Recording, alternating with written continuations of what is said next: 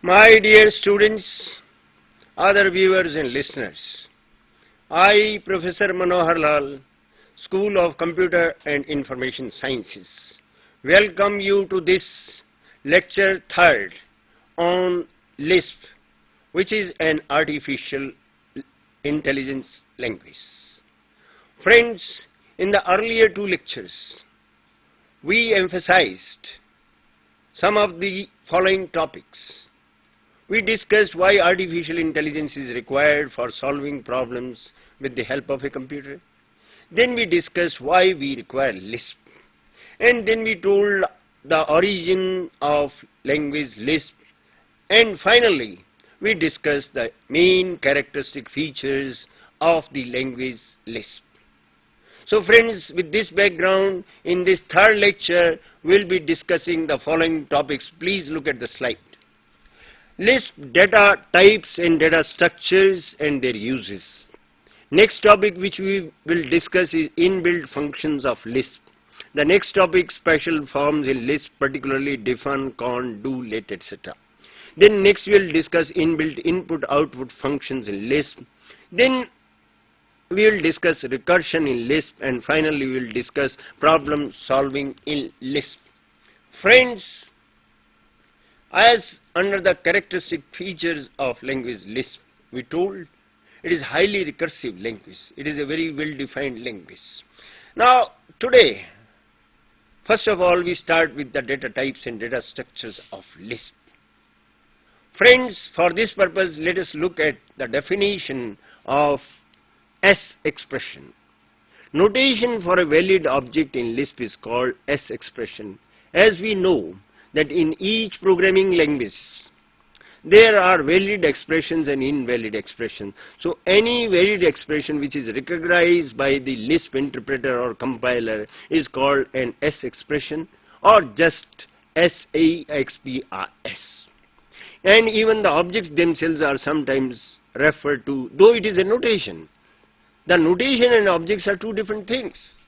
However, sometimes we will be calling the objects themselves also as S expressions. So first of all, we have a hierarchical relation between the data structures and data types of language LISP. Friends, I mentioned earlier also, under the characteristic features of LISP, that LISP has mainly one data structure, that is list, L-I-S-T. And in this context, I told you that the most important characters in the language LISP are pair of parentheses. Therefore, it is very important for us to use the pair of parentheses very carefully.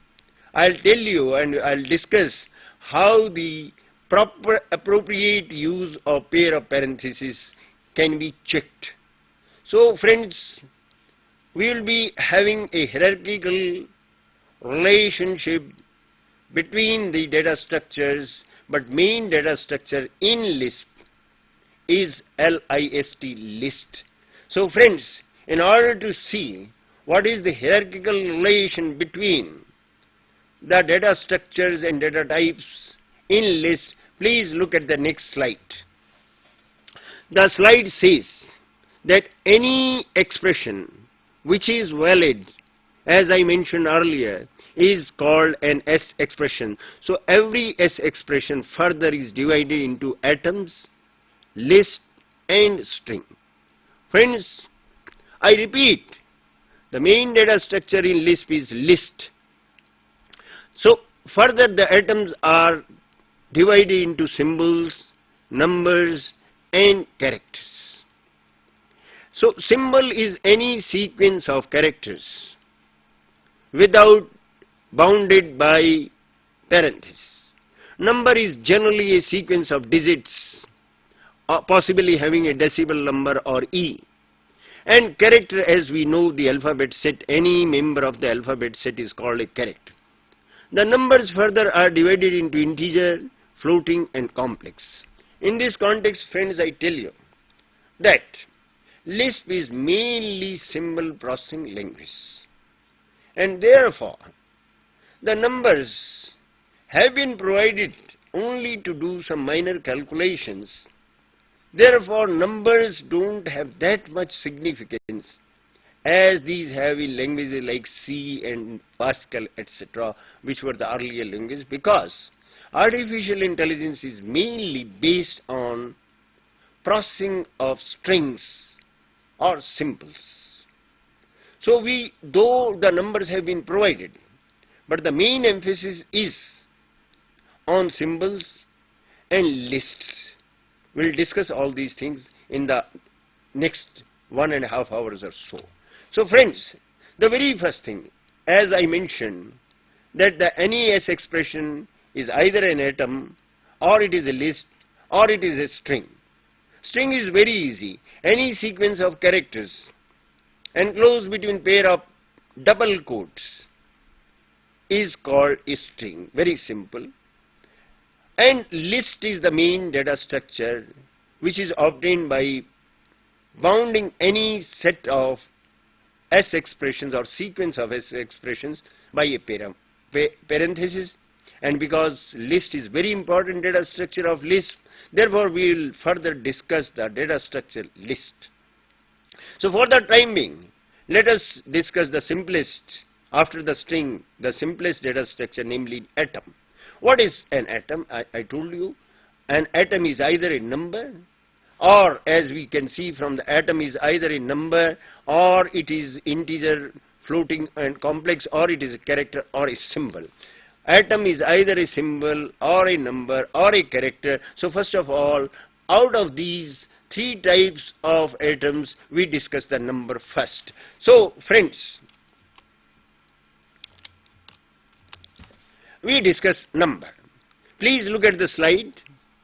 Well, the definition need not be given in so many words, just the examples which are given at the last, the row, that is 87, is one of the numbers representation. Similarly, another representation is 35.98. So here the decimal point is embedded. Then the next is 11.5, E minus 3. So even E may be at the appropriate place. So any number may be just a sequence of digits, or a decimal point may be there, or in addition to the decimal point, the symbol E may be also there, which indicates the power raised to power 10. So some of these examples are sufficient to tell us how a number is represented in the language LISP. Next, I told you that an atom can be either a symbol or a character or a number. We have already told how the numbers are represented in the language LISP. Next we come to the representation of symbols. Symbols play a very important role, as we know, when we are calculating the income tax. The income tax payee, INTAX, INCOME dash tax dash pay, PAYEE. This is the representation of the actual income tax payee.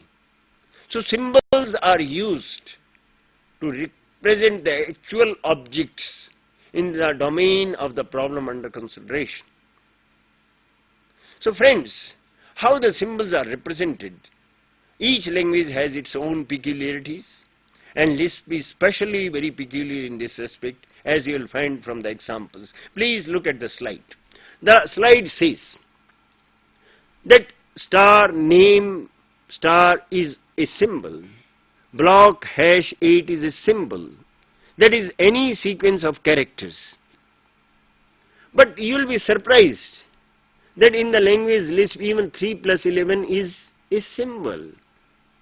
This you have to note down, because the numbers, I have already told, the operations are represented in a different way. I'll come to the explanation, because as I mentioned earlier also, that in LISP the operations are in the first and the operands come later on. That is, the prefix notation is used. What do we mean by this is that whenever we want to apply say plus, then first of all the left parenthesis starts, then the plus sign will be there, then the numbers which are to be added will be there, and finally the right parenthesis will be there. Only then the LISP system will be able to interpret that this is the problem for addition of numbers. However, if the symbol plus, as is given on the slide, 3 plus 11, in this particular case, plus is not the first symbol, rather 3 is the first symbol. It is followed by plus and followed by 11. So, friends, in this particular case, the LISP environment will not treat as an operation of plus to be applied to 3 and 11. No, not at all.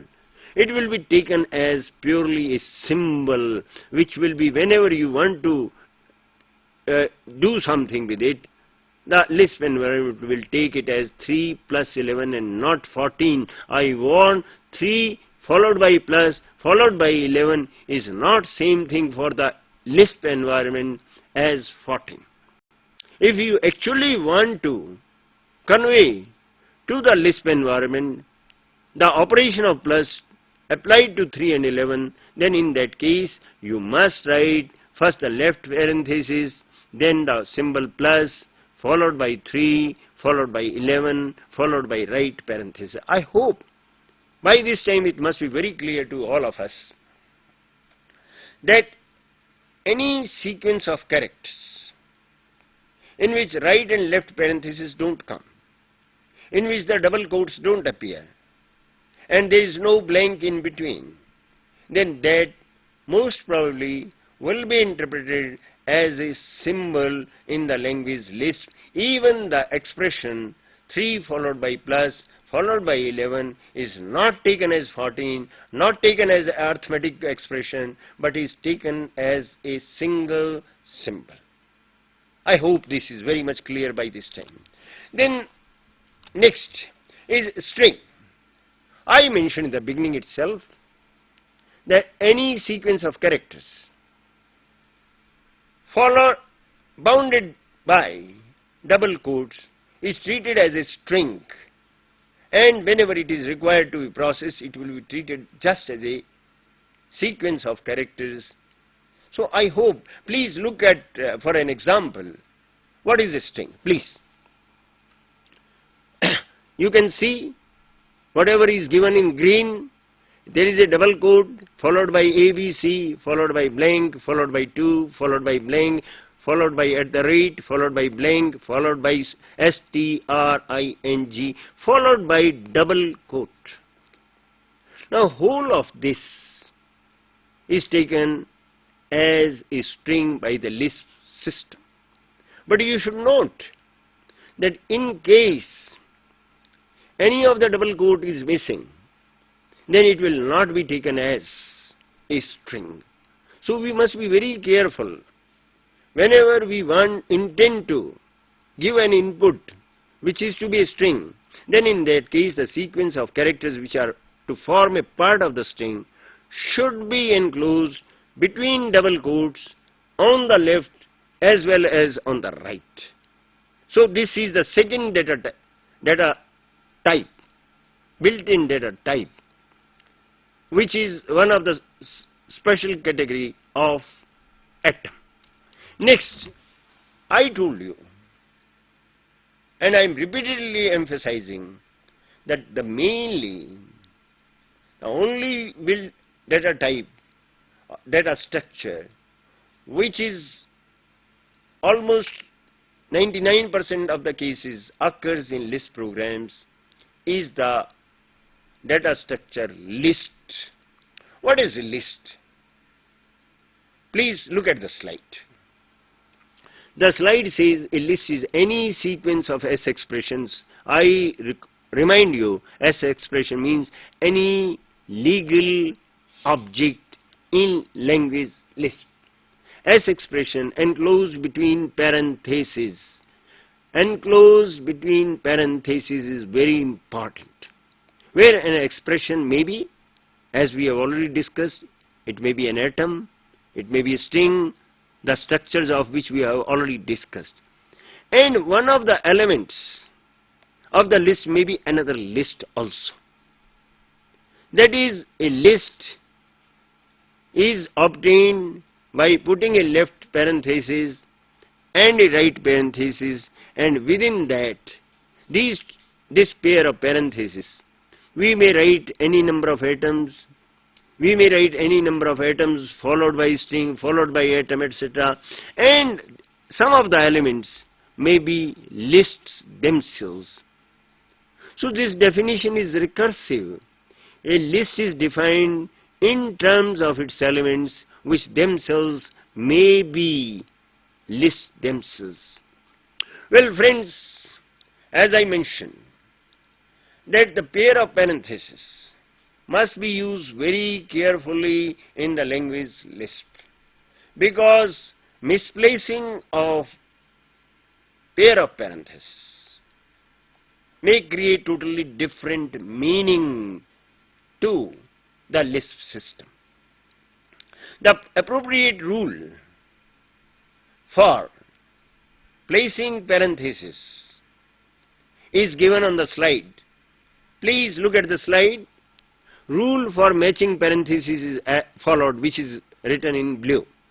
The first rule is, when counting from left, at no stage number of right parentheses exceeds the number of left parentheses. You put any number of left parentheses.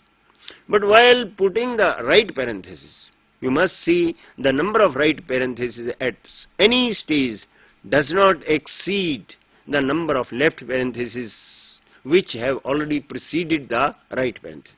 And second criteria for appropriate sequence of pair of parentheses is, when the last right parenthesis is encountered, then the number of right parentheses must equal the number of left parentheses. So I hope with this, rather these two rules, we should be able to give appropriate sequence of right and left and right parentheses. One more point at this stage I must clarify and rather warn also, that extra parentheses, which when used in other programming languages don't change the meaning, but in Lisp, any extra pair of parentheses, even if written according to the two rules which I have just now mentioned, will give it different meaning. Once again, friends, I emphasize, while using pair of parentheses in any legal S expression, if you have used extra pair of parentheses, though according to the syntax rules of the language Lisp, it will give a different object, different meaning. So you must be very careful while not only writing the pair of parentheses in proper order, but also whether any extra pair of parentheses is required or not. If a pair of parentheses is not required, please don't use the pair of parentheses, because in other languages it does not make any difference generally. However, in Lisp it changes the meaning completely of whatever you have written. It may not be the same as you intend it to be. Okay. So with this, I take some of the examples of the language Lisp. Friends, the first one says that it has three elements. It doesn't have, you can see, 7 elements. No, not at all. The first list has 3 top elements. The first element of this list is plus. The second element is another list. And the third is also another list. The second element of the first example is a list which has 3 elements, star x3. But at this time I would like to mention again or warn you also that the star, the x and the 3 are not the elements of the list given by 1. Rather, star x and 3 are elements of a list which is a member of the given list. Similarly, neither minus nor y nor 1 is a member of the list represented by example 1. No, not at all. Rather, minus y and 1, these three elements are members of a list which itself is a member of the list represented by example 1. Let us discuss further what example 2. Friends, again, the example 2 list has three elements. And the first element of this is a symbol, which is represented by SUM-SQ. This is the first element which happens to be a symbol. The second element of the list represented by 2 is again a list. And the third element of the list is again a list itself. Now we come to the third example. Friends, third example has just two elements. One is car, C-A-R, car is a symbol, whereas the second is a quoted list. So this third element or third list in the examples has two elements. The first is a symbol which is car and second is a quoted list. Friends, the lists and quoted list, these are two different entities. How they differ from each other? For example, when we are talking about the animal dog, then we'll say dog has 4 legs. However, sometimes we want to talk of the word dog itself. We want to say the word dog has 3 letters. Now this is different thing.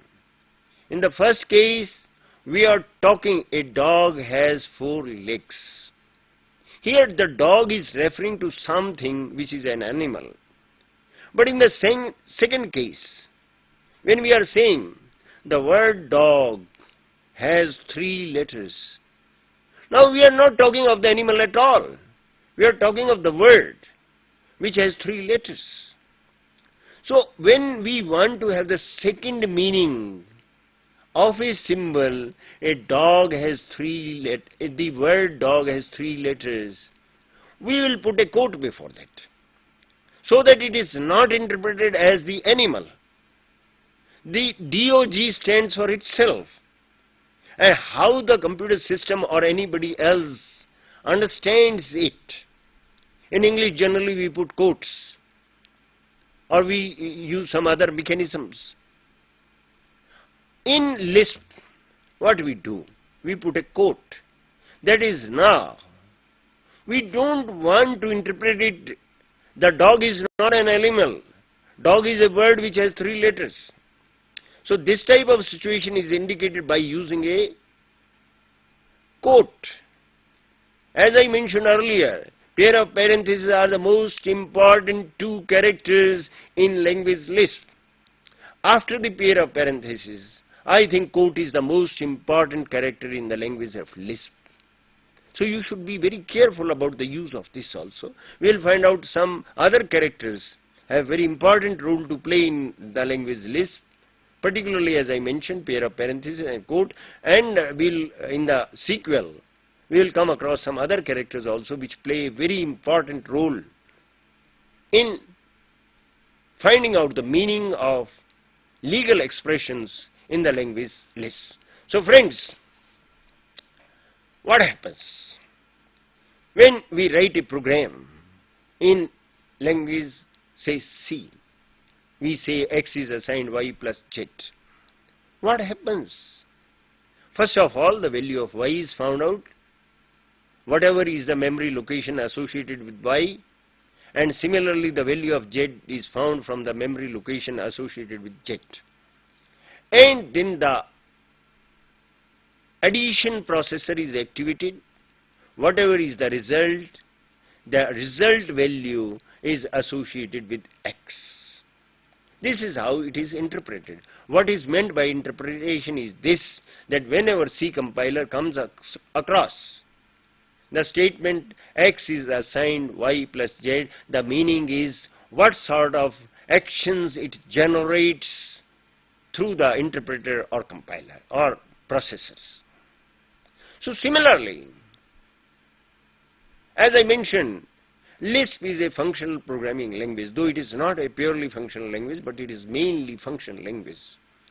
That is, here, whatever is the effect which is obtained in other languages, here it is obtained through defining functions. So how the functions are associated, which are LISP expressions are written in the form of a program, how the LISP system associates meaning to the expressions which are validly written and are forming a part of the LISP program. For this purpose, LISP has an inbuilt function which is called read, eval, print. That is, it is inbuilt mechanism. It is a sort of interpreter that whenever you type some expression which is valid on the computer, in the computer system, though first of all the inbuilt mechanism which is called read, eval, print, first it reads it. Then it finds out its value, as I mentioned in the case of the expression X is assigned Y plus Z in C, is evaluated. And finally it is printed also. So the inbuilt mechanism or function of LISP environment reads whatever you write on the give as input through the keyboard or other means, then it finds out its value, and finally it prints also. Friends, in order to show its readiness to accept inputs from the user, the symbol arrow going towards right direction is prompted on the screen. That is, whenever this symbol is there without your having typed it, this means the LISP system is now ready to receive inputs from the user. I hope you must be clear how you should know whether your LISP system is busy with something else or it is ready to accept inputs from you, or it is requiring some inputs from you, because until unless it gets some inputs from you, it cannot make the further processing. So generally the symbol which is going towards the right arrow is there, but you can change it. But mostly the arrow is used for the purpose of showing the system's readiness to accept inputs from the user. And once an input is given, which is a valid expression in LISP, then as I mentioned earlier, once your input is over, being indicated by your entry of enter key, then the LISP system first of all reads it, character by character. Then it finds out whether whatever is the sequence of characters given as input by you is a valid expression or not. Suppose it is not a valid expression, that the system gives an error. However, if it is a valid expression, then it finds its value. How the value is found out, we will explain the rest of the lecture, which is a big topic. And finally, whatever is the value evaluated by the inbuilt mechanisms of LISP environment are printed also. The value which is calculated through evaluation process is finally printed on the screen, and again an arrow comes to show that the LISP environment is ready to accept another input. I hope, friends, this must be clear to everybody. So now let us look at the next slide. That S expression is evaluated as I have mentioned. So what is the sequence of actions once you type that it is read first of all, then it is evaluated, and finally the value is printed if the S expression is valid. And if the S expression is not valid, then an error is typed on the screen. Friends, as I mentioned, whenever a valid expression in LISP is typed by the user, then after being read, the evaluation process starts. Now, how the various valid expressions in LISP are evaluated, that is the topic for next about half an hour or so. First of all, we'll explain that there are two symbols, namely T and nil, which are interpreted as themselves. Please look at the slide. The slide says the symbol T represents logical value true, and its value is returned T. There is another thing, nil. Nil is something which has NIL. It has a number of meanings. At least one meaning is false. The second meaning is empty list. Empty list is represented by a pair of parentheses without anything in between. And the third is anything which is empty. T may represent in some of the situations even any non-nil objects also. LISP treats for logical purposes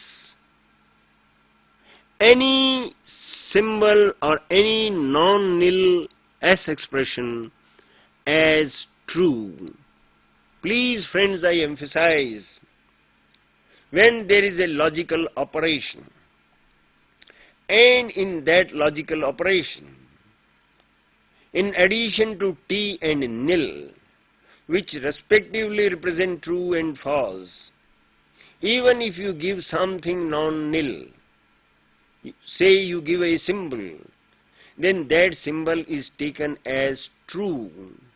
That is, for example, if you want to find out the end of T followed by, say, car, then this car is also treated as true. And in that case, end of T and car will come out to be T, or it may come out to be car also. So LISP has a bit different behavior in the sense that any non-nil object for logical operations is taken as true. I hope this must be very clear, because it may create some misunderstanding if it is not understood properly at this stage. So friends, now we are explaining how the LISP environment finds out various expressions meaning. The first in this sequence is that the meaning of T is taken as true, and the meaning of nil or pair of parentheses not containing anything between is taken as false, or it may be taken as list also for logical empty list also. Next, we discuss how the values of the numbers is found. Friend, at this stage you may not be very much, rather you will be surprised that what we are saying. If a number is written, then the LISP environment take that number, whatever is printed by the user, as the number itself. That should be so, but no, not at all. Later on we will find out some of the things, like if you say symbol is printed, then the meaning is found in a different way. But when a number is printed or given as an input, then the number is taken as its value also. There is a input which is different from its value. However, in the case of numbers, the input is same thing as value. The difference will become more clear at the later stages. Please. Now, as I mentioned, in the example of dog, A dog has 4 legs. The word dog has 3 letters. These are 2 different use of the word dog. In the first case, the dog has 4 legs. Here dog stands for something else, an animal which can bite. However, in the second case, the word dog has 3 letters. This dog cannot bite. This particular usage does not allow something to be interpreted which can bite. So when we want to have the second meaning, that is the sequence of characters themselves are meant over there, rather the things which are being represented, then in that case a quote is placed, and then while the value is to be found out, then the value is nothing else but whatever is obtained by removing the quote. Please look at the slide. The slide says you have an expression in which the first character is a quote, followed by some sequence of characters enclosed between parentheses. Then if it is enclosed between parentheses, then the value returned by the LISP environment is what is obtained by removing the quote. That is because there is an arrow going towards the right, and therefore you typed a sequence of characters in which the first character is a quote followed by a list, because whatever is followed is enclosed between pair of parentheses, or rather bounded by pair of parentheses. So in such situation, the quote is removed and whatever is rest is evaluated. Whatever is obtained by removing the quote is said to be the value of the quoted expression. Another example, again there is a quote followed by a symbol, C-O-L-O-U-R. I have told you any sequence of characters which does not contain quotes, which does not contain pair of parentheses, is generally a symbol. But because this symbol is preceded by a quote, therefore its value is whatever is obtained by removing quote, that is color. After having removed the quote, is obtained as the value of the expression in which the quote is there followed by color.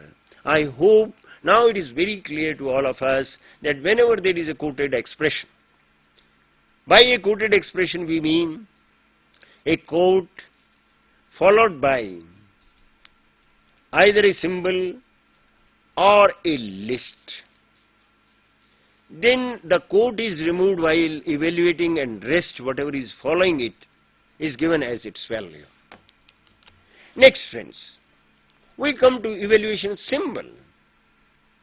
So far I discussed the value of T, I discussed the value of nil, I discussed the value of quoted expressions. Now the third data types or data structures are symbols. How symbols are found the value for. How the value of a particular symbol is found is explained next. Here we assume that the symbol does not have a quote in between or in the beginning itself. Please look at the slide. Now here, when we are trying to find out the value of a symbol, like income tax, for the purpose of finding out the income tax you use a variable income. And income is assigned a value, say 3,44,000, etc., etc. So symbols are given some values before these are attempted to find values for. So whenever there is a symbol which is typed on the screen or given as an input after the arrow, then it must be ensured that that symbol has been associated with some value, because in this case the symbol is a sort of memory location which contains some value, and if there is no value in that particular associated memory location, then it will be an error. So friends, while finding out the value of a symbol, some value must have been associated earlier, otherwise it will give an error. For this purpose, please see the next slide. For example, you are using the symbol color, and at one particular time the value red, red is associated with the color. For example, the problem under consideration is about automobiles, a car, and we are discussing various features of a particular car, and in that case we say what is the color of the car, and the color of car has been associated with the value red. Now at some stage when the arrow is prompted by the system, that is inbuilt mechanisms, whenever they are waiting for an input by the user, the LISP environment prompts an arrow, that is it comes automatically on the screen. That indicates that the user is required to give an input, and for example you might have input COLOUR, which is a symbol. Now how the value of this will be found by the LISP environment. The LISP environment will find out what is the value associated with the symbol color, and if you have already associated the value red, then red will be taken as the value of color, and red will be printed on the screen by the inbuilt mechanism of LISP environment. Now you can see, for the first time you typed color and the value written by the system is red. Earlier whenever you typed T was returned. Whenever you printed nil, it was returned. Even a quoted expression, only the quote was removed and rest was printed as such as value. But here it is the first time where you are printing color and you are getting the value red, because with color you have associated the value red. Friends, with this, now we come to evaluation of more complicated structures. One of the most important feature, as I mentioned, of the LISP language is that it achieves its effect of solving problems through definition of functions, and generally recursive definitions for that purpose. So first of all we should know what is the form in which a function is represented in the LISP language. Please look at the slide. The slide says that whatever is given in the red is a format for representing a function to the LISP environment. First of all, the function name must be there. A function name is a symbol. Then parameter 1, parameter 2, parameter 3, it is something like that. Find income tax. So function name is find income tax. Parameter 1 may be the income. Second may be rate. Third may be special category. So these are parameter 1 is income, parameter 2 may be rate, parameter 3 may be special category, etc. So these play the role of parameter which are assigned some values, and on these values income tax is to be calculated, which is the name of the function. So the name of the function should be written first, followed by the various parameters, and all of this must be enclosed within parentheses. As I mentioned, parentheses play a very important role in language LISP.